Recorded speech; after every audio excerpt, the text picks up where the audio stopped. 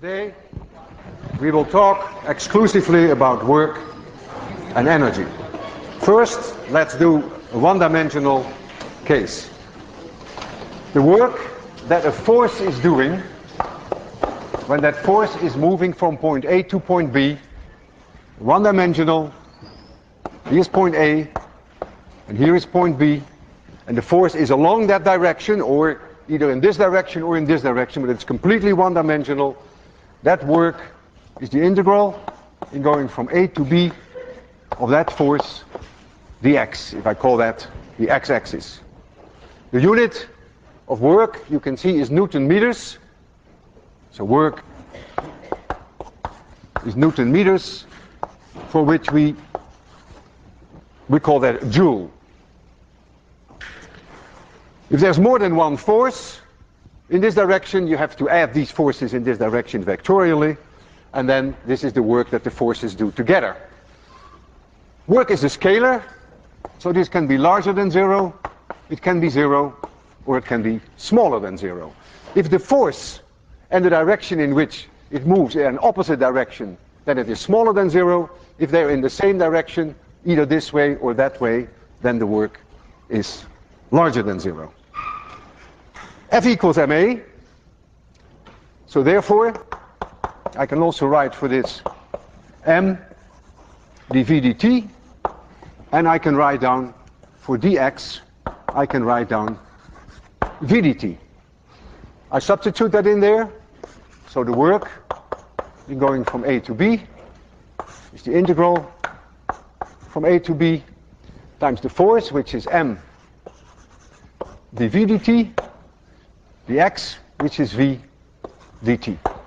And look what I can do. I can eliminate time, and I can now go to a integral over velocity, the velocity a to the velocity b, and I get m times v times dv. That's a very easy integral. That is 1/2 m v squared, which I have to evaluate between VA and VB, and that is 1/2 m VB squared minus 1/2 m VA squared.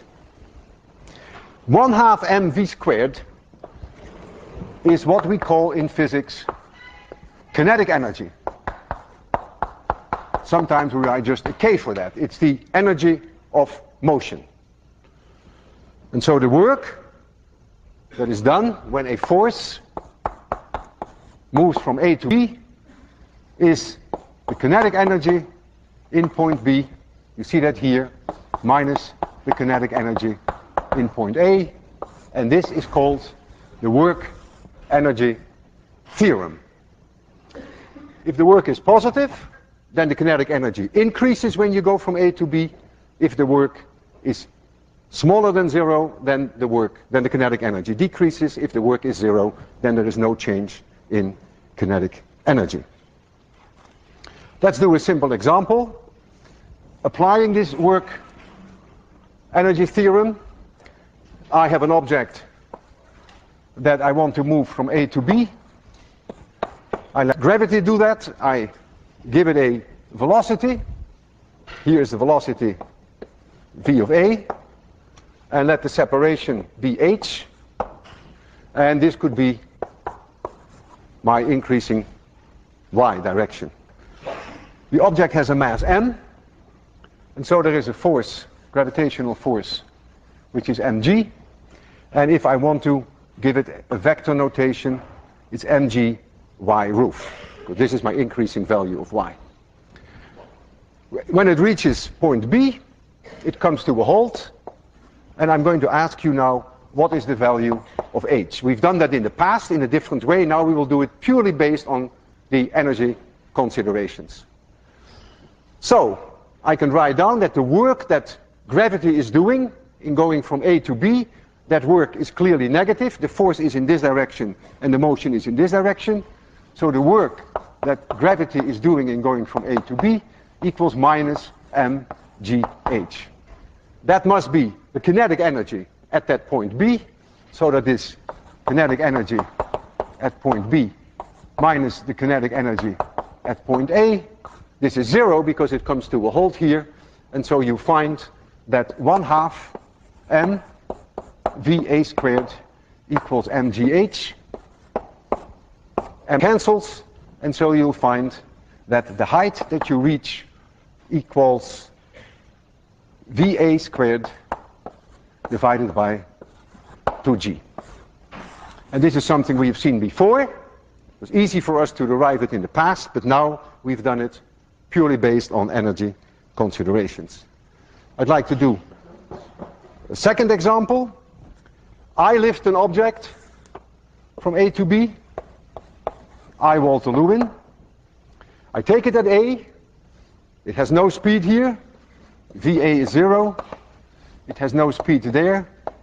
And I bring it from here to here. There's a gravitational force mg in this direction. So the force by Walter Lewin must be in this direction. So the motion and my force are in the same direction. So the work that I'm doing is clearly plus mgh. So the work that Walter Lewin is doing is plus mgh when the object goes from A to B. The work that gravity was doing was minus mgh. We just saw that. So the net work that is done is 0, and you see there is indeed no change in kinetic energy. There was no kinetic energy here to start with, and there's no kinetic energy there. If I take my briefcase and I bring it up here, I've done positive work. If I bring it down, I've done negative work. If I bring it up, I do again positive work. When I do positive work, gravity does negative work. When I do negative work, like I do now, gravity does positive work. And I can do that a whole day, and the net amount of work that I have done is 0. Positive work, negative work, positive work, negative work. I will get very tired. Don't confuse getting tired with doing work. I would have done no work, and I would be very tired. I think we would all agree that if I stand here 24 hours like this, that I would get very tired. I haven't done any work. I might as well put it here and let the table just hold that briefcase for me. So it's clear that you can get very tired without having done any work. So this is the way we define work in physics. Now let's go from 1 dimensions to 3 dimensions. It is not very much difference, as you will see. I go in 3 dimensions from point A to point B, and I now have a force which could be pointing not just along the x direction, but in general in all directions. Now the work that the force is doing in going from A to B is F dot dr. R is the position in 3-dimensional space where the force is at that moment, and dr is a small displacement. So if this is from A to B, then dr here, if you go in this direction, this would be the little vector dr, and here that would be a little vector dr. And the force itself could be like this here, and the force could be like this there. The force can obviously change along this path. So let the force be f of x, x roof, plus f of y, y roof, plus f of z, z roof. I'll move this a up a little, put it here. And let dr, the general notation for vector dr, equals dx, x roof, plus dy, y roof, plus dz, z roof. Cannot be any more general. So the work that this force is doing when it moves from A to B is the integral of this FDR. Let's first take a small displacement over dr, then I get dw, that is simply fx times dx, it's a scalar, because this is a dot product, plus fy dy plus fz dz. That is a little bit amount of work if the force is displaced over a distance dr. Now I have to do the integral over the entire pass to get w from a to b. That's an integral going from a to b, integral going from a to b. I don't need this anymore. Integral in going from a to b, integral in going from a to b. Now we're home free because we already did this. This is a one-dimensional problem, and the one-dimensional problem we already know the outcome. The integral f dx, we found that is 1/2 m vb squared minus m va squared, which in this case is obviously the velocity in the x direction, because this is a one-dimensional problem. And the one-dimensional problem indicates that the velocity that I'm dealing with is the component in this direction. So we have that this is 1/2 m v b squared, and this is the x component, minus va squared, and that is the x component. This is also a one-dimensional problem now, except that now I deal with the component, with the y component of the velocity. So I get 1/2 m times vb y squared minus va y squared plus 1/2 m vb z squared minus va z squared. And now we're home free, because what you see here is you see v squared in the x direction, v squared y component, v squared z component, and if you add those three up, you get exactly the square of the velocity. You get the square of the speed. So if you add up these three terms, you get vb squared, I lost my m, let me put my m in there, 1/2 m times vb squared, and here you see ax squared, ay squared, az squared, minus va squared, and you get exactly the same result that you had before, namely that the work done is the difference in kinetic energy. You can always think of these as speeds. Velocity squared is the speed, it's the magnitude squared of the velocity. All right, I'd like to return to gravity and work on a three-dimensional situation. We have here that this be x, this be y, and this be z. And there is here, this is the increasing value of y, and there's here point A in 3 dimensions, like this, and there is here point B. So you get a rough idea about the 3 dimensions. And y of B minus y of A equals h. That's a given. So there's a high difference between A and between B. There's a gravitational force. The object moves from A to B. Suppose it moves in some crazy way. Of course, gravity alone could not do that. There has to be another force if it goes in a strange way. But I'm only calculating now the work that's going to be done by gravity. The other forces I ignore for now. I only want to know the work that gravity is doing. The object has a mass m, and so there is a force mg, and I can write down the force in vector notation. It's in this direction. So now I notice that there is only a value for f of y, but there is no value for f of x, and there is no value for fx. They are 0. And so f of y equals minus mg. And so if I calculate now the work in going from A to B, which is the integral in going from A to B of f dot dr, then the only term that I have is the one that deals with the y direction. The other terms have nothing in it. So it is the integral in going from a to b of fy dy.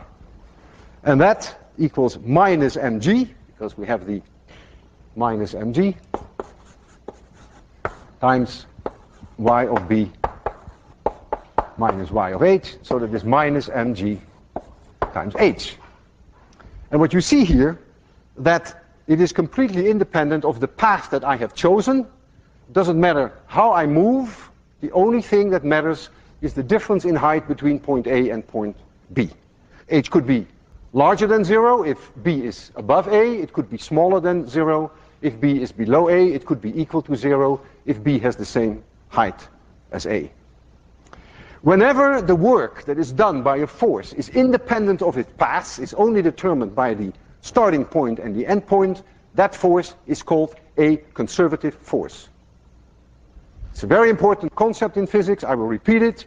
Whenever the work that is done by a force in going from one point to another is independent of the path, it's only determined by the starting point and the end point, we call that a conservative force. Gravity is a conservative force. It's very clear. Suppose that I do the work, that I go from A to B in some very strange way, then it is very clear that the work that I would have done would be plus mgh, because my force, of course, is exactly in the opposite direction as gravity. So whenever gravity is doing positive work, I would be doing negative work. If I hold it in my hand, when I'm doing positive work, gravity is doing negative work. Again, I'm going to concentrate now on a case where we deal with gravity only. When there's only gravity, then we have that minus mgh is the work done going from A to B, equals minus mg times y of b minus y of a, and that now is the kinetic energy at point B minus the kinetic energy at point A. This is the work energy theorem. Look closely here. I can rearrange this and I can bring the b's on one side, I can bring the a's on one side. I then get mg times y of b plus the kinetic energy at point B equals mg times y of a plus the kinetic energy at point A. And this is truly an amazing result. We call mgy, we give that a name, and we call that gravitational potential energy. Often we write for that PE, or we write for that a U. And what you're seeing here is that the sum of potential energy at point B and the kinetic energy at point B is the same as the potential energy at A and the kinetic energy at point A. One can be converted into the other, and it can be converted back. Kinetic energy can be converted back to potential energy, and potential energy can be converted back. But the sum of them, which we call mechanical energy, is conserved. And mechanical energy is only conserved if the force is a conservative force. It's extremely useful. We will use it many times, but you have to be very careful. It's a dangerous tool because it's only true when the force is conservative. Spring forces are also conservative. But, for instance, friction is not a conservative force. If I move an object from here to here, let's suppose I move this object, and I go along a straight line, then the friction is doing negative work, I am doing positive work. But now suppose I go from here to here through this routing. You can see that the work I have to do is much more. Friction is not a conservative force. The frictional force remains constant dependent on the friction, the kinetic friction coefficient, is always the same, the frictional force, which I have to overcome as I move. And so if I go all the way here and then all the way back to this point where I want it to be, then I have done a lot more work than if I go along the shortest distance. So friction is a classic example of a force that is not conservative. If I look at this result, the sum of gravitational potential energy and kinetic energy is conserved for gravitational force, then it is immediately obvious where we put the zero of kinetic energy. The zero of kinetic energy is when the object has no velocity, because kinetic energy equals 1/2 mv squared. So if the object has no velocity, then there is no kinetic energy. How about potential energy? Well, you will say, sure, potential energy must be zero when y is zero, because that's the way that we defined it. You see, mgy is gravitational potential energy. So you would think that u is zero when y is zero. Not an unreasonable thing to think. But where is y is zero? Is y zero at the surface of the Earth? Or is y zero at the floor of 26,100? Or is y zero here? Or is y zero the roof? Well, you are completely free to choose where you put u equals zero. It doesn't matter. As long as point A and point B are close enough together that the gravitational acceleration, g, is very closely the same for both points. The only thing what matters then is how far they are separated vertically. The only thing that matters is that ub minus ua, ub minus ua would be mgh. It is only the h that matters. And so you can then simply choose u0 anywhere you want to. It's easy to see. Suppose I have here point A and I have here point B. And suppose this separation was h. Well, if you prefer to call zero potential energy at A, I have no problems with that. So we can call this u equals 0 here. Then you would have to call this u, you have to call it plus mgh. If you say, no, I don't want to do that, I want to call this 0, that's fine. Then this becomes minus mgh. If you prefer to call this 0, that's fine too. Then this will have a positive gravitational potential energy, and this will have one that is higher than this one by this amount. If you say, really, I like to call this 0, of course the same holds. What matters is what the difference between potential energy is. That is what we need when we apply the conservation of mechanical energy. That is what we need in order to evaluate how the object changes its kinetic energy. So where you choose u0 is completely up to you. As long as A and B are close enough so that there is no noticeable difference in the gravitational acceleration g. Before the end of this hour, I will also evaluate the situation that g is changing. When you go far away from the Earth, g is changing. So let us first look at a consequence of the conservation of mechanical energy. A very powerful concept, and as long as we deal with gravity, you can always use it. You'll see here on the disk something that looks like a roller coaster, and I'm going to slide an object from this direction. Let's clean it a little bit better. Here is that roller coaster. This is a circle, and then it goes up again. So let the circle have a radius r. This point be A. I release it with 0 speed. I assume that there is no friction for now. This point be B. And I define here y equals 0, or what is even more important, I define that u equals 0. And this is the direction, positive direction of y. At A, the object has no velocity, no speed. At B, of course, it does. It has converted some potential energy to kinetic energy. At this point, C, it had reached a maximum velocity that it can ever have, because all the potential energy has been converted to kinetic energy. And at this point, D, if it ever reaches that point, that will be the velocity, say. Okay, I start off, point A is at a distance h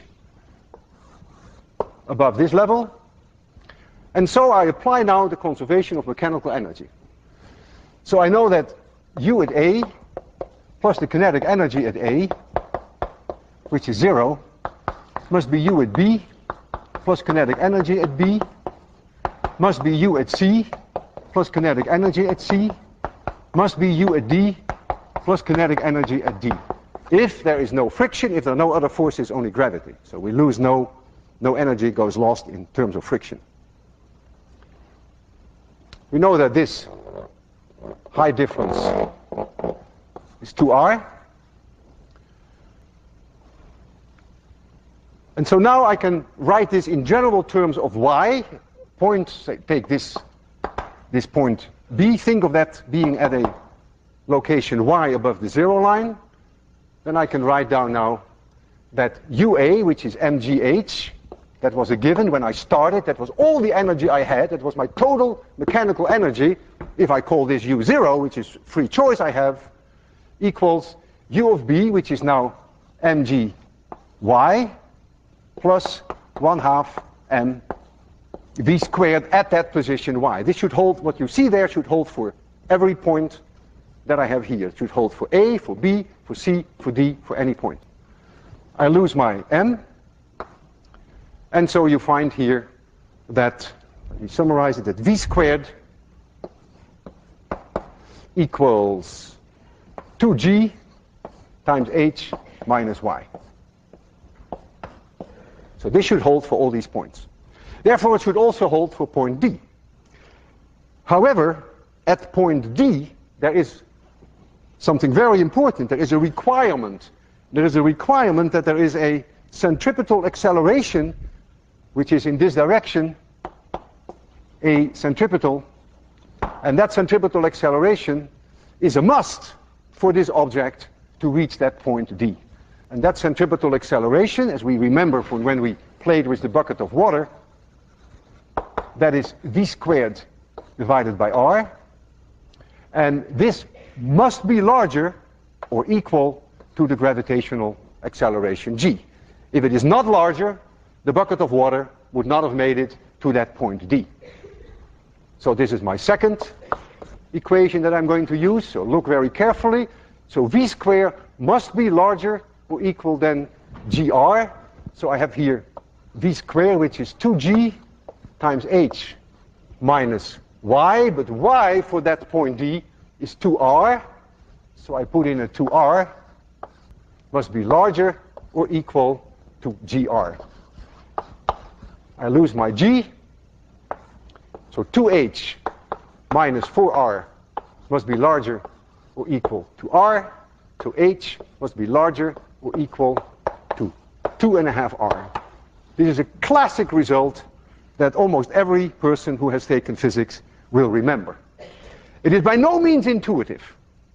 It means that if I have a ball here, and I will show you that shortly, and I let the ball go into this roller coaster, that it will not make this point unless I release it from a point that is at least 2.5 times the radius of this circle above the 0 level. If I do it any lower, it will not make it.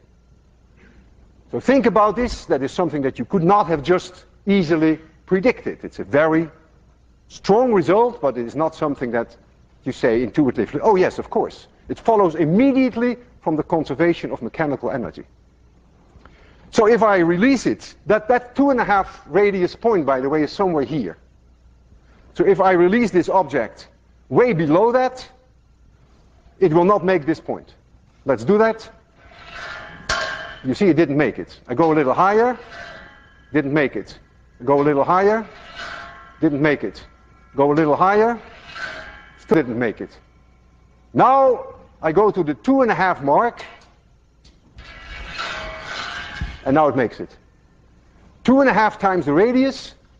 Conservation of mechanical energy tells you that that is the minimum it takes to just go through that point. Of course, if there were no loss of energy at all, if there were no mechanical energy lost, that means if there were no friction, then if I were to release it at this point, it would have to make it back to this point again with 0 kinetic energy. But that's not the case. There's always a little bit of friction with the track for one thing, and also of course with air. So if I release it all the way here, you will not expect that it will bounce up all the way to here. It will probably stop somewhere there. It may not even make it to the end. We can try that. Oh, it made it somewhere to here. It's a little lower than that level, because there is some friction that's unavoidable. All right, this is a classic one. There are many exams where this problem is being given. I won't give it to you this time, but it's a classic one. You see it on the general exams for physics, and it's simply a matter of conservation of mechanical energy. Let's now look at a situation whereby A and B are so far apart that the gravitational acceleration is no longer constant, and so you can no longer simply say that the difference in potential energy between point B and point A is simply mgh. So now we are dealing with a very important concept, and that is the gravitational force. You can think of the Earth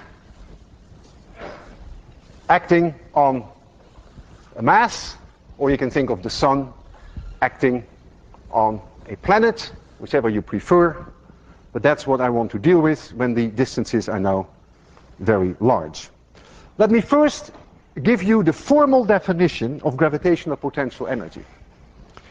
The formal definition is that the gravitational potential energy at a point P is the work that I, Walter Lewin, have to do to bring that mass from infinity to that point P.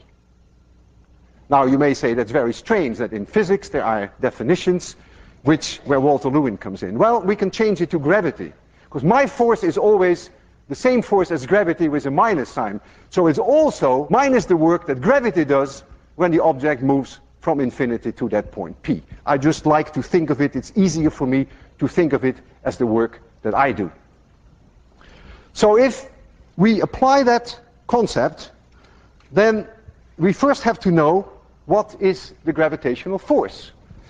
If this is an object capital M, and you can think of this as being the Earth if you want to, and there is here an object little m, then I have to know what the forces are between the two. And this now is Newton's universal law of gravity, which he postulated. Universal law of gravity. He says the force that little m experiences, this force, equals, I'll put a little m here and a capital M here, so it is little m experiences that force due to the presence of capital M, equals little m times capital M times a constant, which Newton in his days didn't know yet what that value was, divided by r squared, if r is the distance between the two. This object, since Newton's third law holds, action equals minus reaction, this force, which is, I will indicate it as capital M, little m, it is the force that this one experiences due to the presence of this one, is exactly the same in magnitude, but opposite in direction. And that is the universal law of gravity. Gravity is always attractive. Gravity sucks, that's the way to think of it. It always attracts. There is no such thing as repelling forces. The gravitational constant G is an extremely low number, 6.67 times 10 to the minus 11 in our SI units, which is Newton's square meters per kilogram or something like that. That's an extremely low number. It means that if I have two objects which are each 1 kilogram, which are about 1 meter apart, which I have now here, about 1 meter, that the force which they attract each other is only 6.67 times 10 to the minus 11 newtons. That is an extremely small force. If this were the Earth, and I am here, and this is my mass, then I experience a force which is given by this equation. This would be then the mass of the Earth. Now F equals ma. So if I'm here, I experience a gravitational acceleration. And the gravitational acceleration that I experience is therefore given by mg divided by r squared. And so you see that the gravitational acceleration that I experience at different distances from the Earth, or for that matter at different distances from the Sun, is inversely proportional with r squared. We have discussed that earlier when we dealt with the planets and we dealt with uniform circular motions and we evaluated the centripetal acceleration. We came exactly to that conclusion, that the gravitational acceleration falls off as 1 over r squared. 10 times further away, the gravitational acceleration is down by a factor of 100. If you are standing near the surface of the Earth, then of course the force that I will experience is my mass times the mass of the Earth times the gravitational constant divided by the radius of the Earth squared, just like we are here in 26/100. And so this must be mg. That's the gravitational acceleration if we drop an object here. And so you see that this now is our famous g, and that is the famous 9.8. If you substitute in there the mass of the Earth, which is 6 times 10 to the 24 kilograms, you put in here the gravitational constant, and you put in the radius of the Earth, which is 6,400 kilometers, out pops our well-known number of 9.8 meters per second squared. Okay, my goal was to evaluate for you the gravitational potential energy the way that it is defined in general, not in a special case when we are near the Earth. So we now have to move an object from infinity to a point P, and we calculate the work that I have to do. So here is capital M, and here is that point P, and infinity is somewhere there. It's very, very far away, and I come in from infinity with that object with mass m, and I finally land at point P. Since gravity is a conservative force, and since my force is always the same in magnitude except in opposite direction, it doesn't matter how I move in, it will always come up with the same answer. So we might as well do it in a civilized way and simply move that object in from infinity along a straight line. It should make no difference because gravity is a conservative force. So infinity is somewhere there. The force that I will experience, that I will have to produce, is this force. Force of gravity is this one. The two are identical except that mine is in this direction. This is increasing value of r. So mine would be plus mg divided by r squared if I'm here at location r. And let this be at a distance capital R from this object. You can already see that the gravitational potential energy, when I come from infinity with a force in this direction and I move inward, you can already see that gravitational potential energy will always be negative. For all points, anywhere, it doesn't matter where I am, it will always be negative. And you may say, gee, that's sort of a strange thing, negative potential energy. Well, that is not a problem. Remember that depending upon how you define your zero level here, you also end up with negative values for potential energy. So there's nothing sacred about that. What is important, of course, if we get the right answer for the gravitational potential energy, that when we move away from this object that the gravitational potential energy increases. That's all that matters. But whether it is negative or positive is irrelevant. So we already know it's going to be negative, and so we can now evaluate the work that I have to do when I go from infinity to that position capital R. So here comes the work that Walter Lewin has to do when we go from infinity to that point which is capital R radius from this object. Think of it as the sun or the earth, either one is fine. So that is the integral going from infinity to R of my force, which is plus, because it's an increasing value of R, mg divided by R squared dr. That's a very easy integral. This is minus 1 over R, so I get mmg over R with a minus sign, and that has to be evaluated between infinity and capital R. When I substitute for R infinity, I get a 0, and so the answer is minus mg over capital R. And this is the potential, gravitational potential energy at any distance, capital R, that you please, away from this object. At infinity,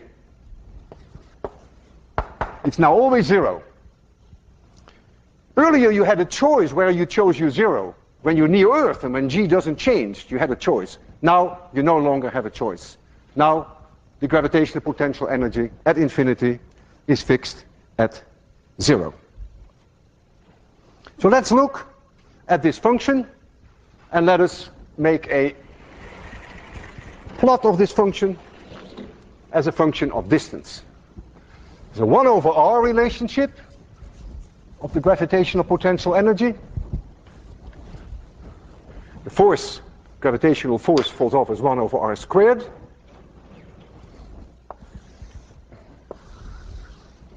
Here 0. This is the gravitational potential energy. All these values here are negative, and here I plot it as a function. I use the symbol little r now instead of capital R. And so the curve would be something like this. This is proportional to 1 over R. If you move an object from A to B, and this separation is h, and if A and B are very far apart, the difference in potential energy is no longer mgh, but the difference in potential energy is the difference between this value and this value. And you have to use that equation to evaluate that. But you can clearly see that if I go from here to here, if I take an object and go from here to here, that the potential energy will increase, and that's all that matters. So it increases when you go further away from the Earth, if you look at the Earth, or from the Sun, if you look at the Sun. Is there any disagreement between this result that we have here and the result that we found there? And the answer is no. I invite you to go through the following exercise. Take a point A in space, which is at a distance r of A from the center of the Earth, say. And I do that, I start at the surface of the Earth itself, so the radius is the radius of the Earth. And I go to point B, which is a little bit further away from the center of the Earth, only a distance h. And h is way, way, way smaller than the radius of the Earth. So I can calculate now what the difference in potential energy is between point B and point A. And I can use, and I should use, this equation. And when I use that equation, and you use the Taylor's expansion, the first order Taylor's expansion, you will immediately see that the result that you find collapses into this result. Because the G at the 2 points is so close that you will see that you will find then that is approximately mgh, even though it is the difference between these two rather clumsy terms. We will many times in the future use the 1/r relationship for gravitational potential energy. We will get very used to the idea that gravitational potential energy is negative everywhere, the way it's defined, and we will get used to the idea that at infinity the gravitational potential energy is 0. But whenever we deal with near Earth situations, like in 26-100, then of course it is way more convenient to deal with the simplification that the difference in gravitational potential energy is given by mgh. I always remember that. mgh, Massachusetts General Hospital, that's the best way that you can remember these simple things. Now I want to return to the conservation of mechanical energy. I have here a pendulum. I have an object that weighs 15 kilograms and I can lift it up 1 meter, which I have done now. That means I've done work. mgh is the work I have done, believe me. I've increased the potential energy of this object. 15 times 10 is about 150 joules. If I let it fall, then that will be converted to kinetic energy. If I would let it swing from 1 meter height, and you would be there and it would hit you, you'd be dead. 150 joules is enough to kill you. They use these devices, it's called a wrecker ball. They use them to demolish buildings. You lift up a very heavy object, even heavier than this, and then you let it go, you swing it, thereby converting gravitational potential energy into kinetic energy, and that way you can demolish a building. You just let it hit, and it breaks a building. And that's the whole idea of wrecking. So you are using then the conversion of gravitational potential energy to kinetic energy. Now, I am such a strong believer of the conservation of mechanical energy that I am willing to put my life on the line. If I release that bob from a certain height, then that bob can never come back to a point where the height is any larger. If I release it from this height and it swings, then when it reaches here it could not be higher. There is a conversion from gravitational potential energy to kinetic energy back to gravitational potential energy, and it will come to a stop here. And when it swings back, it should not be able to reach any higher, provided that I do not give this object initial speed when I stand here. I trust the conservation of mechanical energy for 100%. I may not trust myself. I'm going to release this object, and I hope I will be able to do it at 0 speed, so that when it comes back, it may touch my chin, but it may not crush my chin. I want you to be extremely quiet, because this is no joke. If I don't succeed in giving it 0 speed, then this will be my last lecture. I will close my eyes. I don't want to see this. So please be very quiet. I almost didn't sleep all night. 3, 2, 1, 0.